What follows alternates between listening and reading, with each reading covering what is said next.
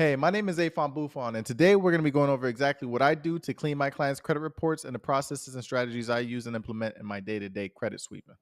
First things first, before you try to attempt to dispute anything on your credit report, you actually want to make sure you have your credit reports. You want to go to Experian.com, TransUnion.com, and Equifax.com and get all three reports from all three of those bureaus before you do anything on your credit report. Or you could come over here to annualcreditreport.com, fill out this information, and it'll pull your actual credit reports from the actual credit bureau website. Once you have all three credit reports from Experian, TransUnion, and Equifax, which you can get from the website, that's when you're ready to actually start disputing stuff on your credit report. All right, get ready because in this video, I'm going to reveal my 2 secret steps that I use to get maximum deletions on my clients' credit reports. All you need to do is sit down, grab a bag of chips and some soda, and let's get right to it. And guess what? This is actually $3,000. I'm giving it to you for completely free, for the free ski. You know what I'm saying? So all you got to do is just sit down and retain information and clean your credit report free of charge. It don't get any better than that. Step 1, we're going to have to analyze the credit report before we do anything else. And in step 2, we're going to actually start disputing inaccuracies on the credit report. So we have 2 steps. I need you to follow along because it's super quick, super simple, super easy, super quick to delete negative information on your credit report. As you can see, this is Experian credit report, and this is a negative charged off credit card account. But before we get into that and start dissecting this credit report, right, I need you guys to like, comment, and subscribe because I'm dropping straight gems right now. All right, so let's get back to the video. So first things first, we're going to circle all the incomplete or inaccurate pieces of information. So right here, recent payment, there's nothing listed for the recent payment. As you can see, there's nothing listed. There's no amount listed. So we're going to circle that. That's incomplete. Monthly payment is incomplete because there's no data there, right? Terms are incomplete. There's no data there. I normally don't do terms, but for the sake of this, we're going to just do terms, right? So the next one. Next, we're going to work on payment history. Right now on this payment history, there's a bunch of no data entries right here. There's no payment history whatsoever besides for 2021 and the ending of 2020, right? So all of these, I treat these as inaccuracies because this is no data. This is incomplete pieces of information because there's no payment history being listed. It's literally saying ND for no data. So what I do is I circle each individual one, right? Then I'm gonna speed it up so you don't have to, sit here and watch me circle them. So as you can see here, I circled all the ND abbreviations for every single month, right? And all of these add up to about, I think, roughly around 40 errors, right? So this is roughly 40 errors and inaccuracies right here, because each one of these they're basically saying there's no data for these months, yet they charged off the account all the way over here in October. So we don't even know when the account actually closed because they don't even say when the account actually closed, right? And if the account is indeed open, they're not supposed to have ND here because you're inaccurately reporting information because this is not complete. This is not a full payment history report, right? And that's an inaccuracy in itself, right? So I count each individual month that's missing the information as an error.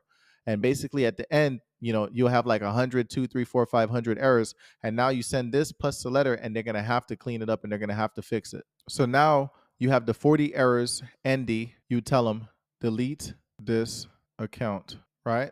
Because it's against the FCRA. It violates the FCRA because there's so much errors and so much inaccuracies here. But guess what? We're not even done. That's not even all the inaccuracies here on this credit report. It's not even all, right? So you're going to say basically there's 40 errors listed as ND, delete this account. And you could say that there's 40 errors from July 2021, delete this account. 40 errors from, you could say, I'm not going to write it out, but you could say from July 2021 all the way till September 2024. And you basically say that that's 40 months of inaccuracies that's being reported on this credit report on this particular account, right? So you're going to basically notify Experian and they're going to notify the creditor, which is First Progress, right? Then next, I'm going to do a different color, right? Next, what we're going to do is we're going to target the charge-offs because the charge-offs are negative also, and they're inaccurate because you could only charge off, from my understanding, you could only charge off a credit account once. One account requires one charge-off. You can't charge it off multiple times, right? And normally when a charge-off is, when a creditor charge-offs an account, they close the account immediately. They close it right as the charge-off hits. They close it, right? Or it closes actually before because it goes through collections, right? So it actually closes before the charge off, right? So guess what? They have 3 charge offs here. So this is 1, 2, 3, right? So this is 3 inaccuracies right here in itself. So this account, they don't even know when the account charged off. And that's the thing. A lot of these creditors don't really know. Like they probably have access to the information, but they don't want to go do the due diligence to actually fill in this information, right? So all you do is this. You just simply say, look, this account, this payment history has 3 errors, and you can say charge offs, right? So you say 3 errors, charge offs. So now we have a total of 43 errors on just the payment history side, right? Just the payment history side, we have 43 errors total. We have the 40 NDs, right? And you have the 3 errors of charge offs, because a charge off could only occur once, right? Once. So the account actually closed somewhere around here. It actually closed somewhere around here, somewhere around freaking March to May of 2021, right? So this account, all this stuff is actually inaccurate. This account was not actually opened all the way. It wasn't opened all the way till October 2024. That's actually very inaccurate, right? So basically what you're going to do is this. You're going to say 43 total errors, delete this account. And the reason why you're being this detailed and this thorough is because you don't want to give them any type of wiggle room. You know what I'm saying? You don't want to sit there and, make vague, disputes. You want to be super, super detailed, because guess what? These creditors know. They know if you post some shit like this where you say, look, this is 40 errors that's listed as ND, delete this account, 3 errors listed as charge offs, and this is 43 total errors, delete this account that's listed under payment history. They already know what time it is. They're going to most likely remove it. And if they don't remove it, they're going to start trying to change, NDs. They're going to try to change NDs to, the account was paid, these payments were made and all this extra stuff. But guess what? There's something else that's missing that's actually critical to making sure this stuff gets off. And the thing is, even if they change the payment history, it still has to be in line with the balance histories. And a lot of people don't understand that if you want to dispute the traditional way, you have to look at the balance histories also, because that will help you get anything off your credit report. So remember, we're still on the first progress account, right? But we're gonna go down here, and right here we're missing a key piece of information. A key piece of information is missing from here. And I'm gonna go ahead and get that information right now. So there's something called, before you get to the account information, there's something that's missing that's in between here, all right? And it's called balance histories. Balance histories, right? I'm gonna rewrite that so it's a little bit more legible for you guys. Hold on. I'm sorry, I'm drawing with a mouse. Balance history, but it's normally called balance histories, right? So you could just, histories, right? And that's missing. I'm gonna show you what balance histories look like. So you're gonna scroll down here, right? This has balance histories right here, right? But this is a collections. And there's multiple ways to remove collections. Down here, you see this? This is a different account that has the balance history showing, right? So this is a positive account, right?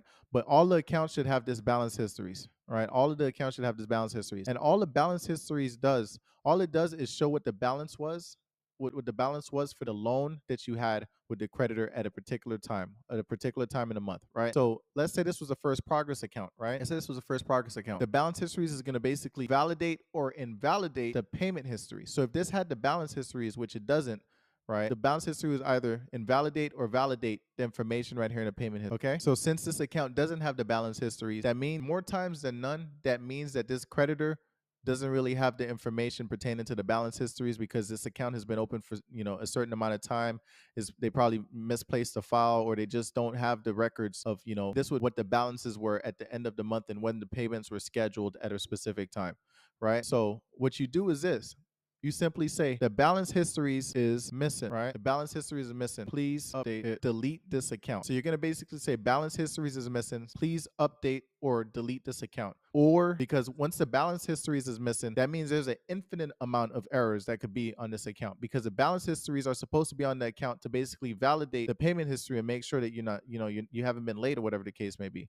So let me show you exactly how the balance histories work down here. Hold on. So this is the balance histories for this Capital One, right? So imagine if this is a credit account just like the one above, right? This is a credit card account just like the one above, right? So the balance histories, you go down here. Let's say there was a late payment on this account, right? Let's say there was a late payment right here for February. February, right? Let's say this was late, right? February was late, right? So and let's say February and March was late.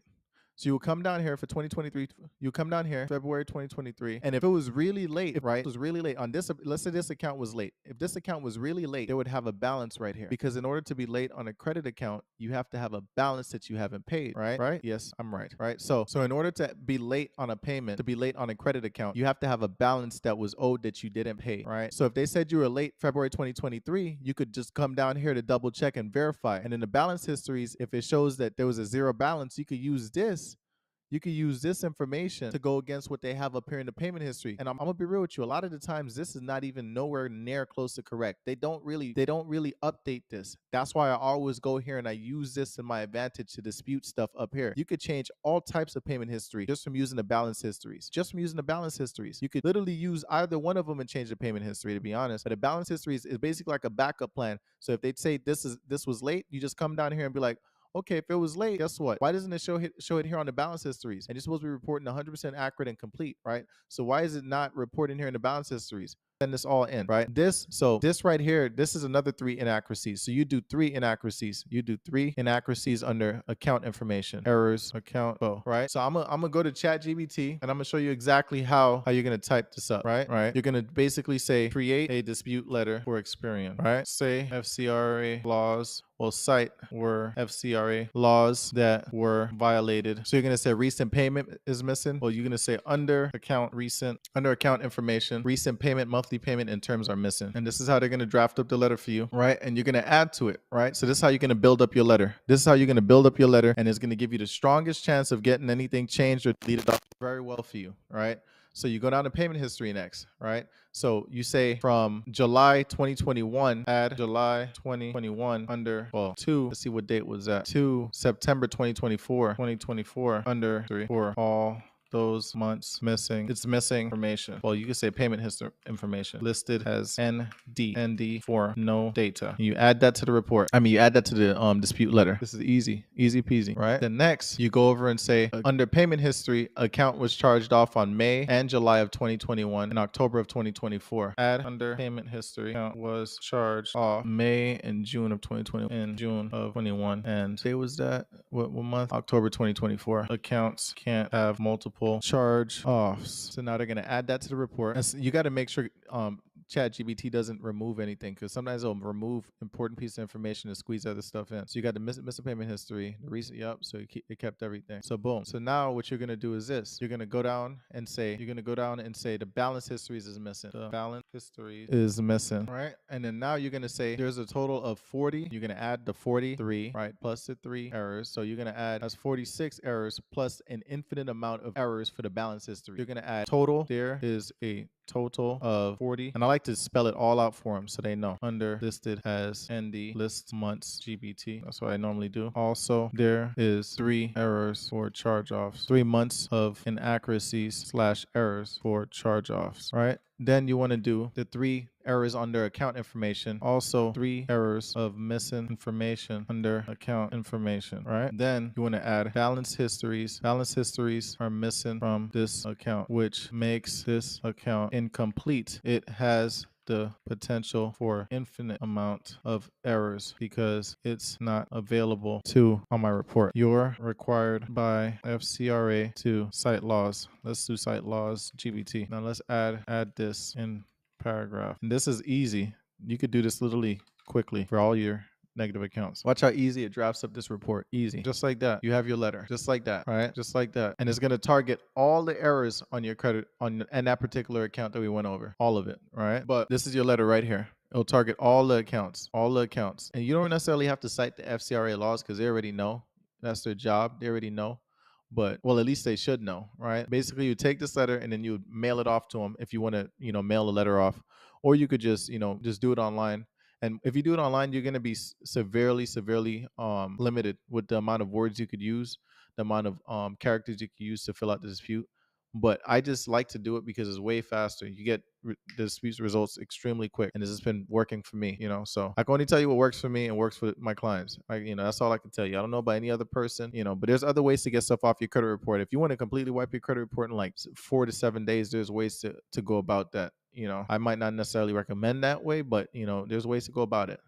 But yeah, this is what I do for the credit report, and this is how I analyze it and break it down. And this, what you would do is this: I'd send a screenshot of this with the dispute letter in there, and basically just write on the dispute letter, delete this account. It has 46 inaccuracies and incomplete entries, and I would say something along the lines of balance histories are missing. Please update it. Or if you're not going to update it, just completely delete the entire account, because you're clearly being negligent right now. And that's what I'll do to get it out of there. So, and payment history, 40 errors. It's from that. So for ChatGPT, so here's a Credit Karma on one of my clients. Let me show you some stuff. Hold on. For a lot of people that think payment history can't be changed on a closed account, this was a closed account and the payment history was changed. So it jumped up 31 points. So just off of one late payment being removed, it jumped up 31 points. All right. Ooh, let's log out. This is another client. Let's see what's changed. Capital One was removed from your file January 18, 2025.